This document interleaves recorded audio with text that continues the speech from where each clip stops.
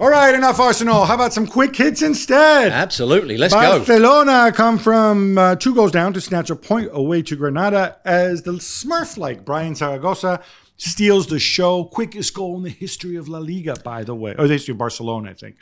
Robbo, Xavi said Barcelona looked good in their 2-2 draw. Do you agree? No, I don't. In the first half, they didn't play particularly well. They had quite a bit of possession without making that many chances.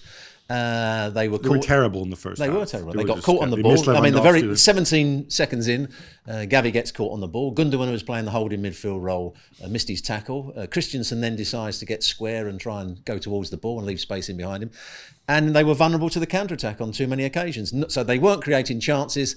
They weren't solid defensively. It wasn't good from Barcelona until probably the last 20 minutes or so. And then even then, of course, Zaragoza had that chance where he hit the post at the end. That was huge. Can you, by the way, speaking of, before we give Granada too much love, can you explain to me what, as a former pro, what Callejon and Vallejo were doing on João Felix when, I mean, that was for the Barcelona goal, if I remember correctly, the 2-2.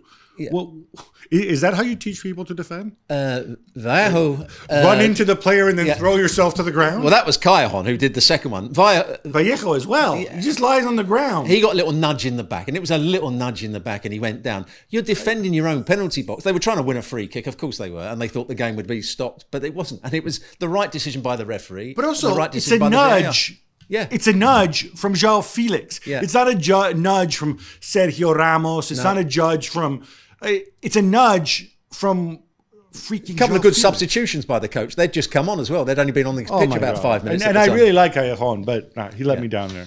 Back to Barcelona. Lamine Yamal becomes La Liga's youngest ever goal scorer, just as he's the youngest ever goal scorer in the history of the Champions League. Robbo, I was skeptical about Lamine Yamal playing so young, but I was clearly proven wrong. You were a young prodigy yourself once. What's different today? What I like about him, he looks, when you look at young players, they can be impetuous, they can show great skill, but make wrong decisions. He seems to make the right decision time after time. He's an old head. Yeah, and when the ball comes out to him, you think, he's going to go past his man. If he can't go past his man, he'll set somebody else up. He just looks to have a great football brain at the moment. And he was in the right place at the right time to score that goal. So he's an outstanding player. And I'm sure, as long as they learn their lesson, Barcelona. Remember, they've overplayed Pedri in the previous years. They've overplayed Gavi in previous years. Overplayed Ansu Fati. They can't do it with this young player. If you're going to go back further, Bojan Krkic as well. There's many over the years.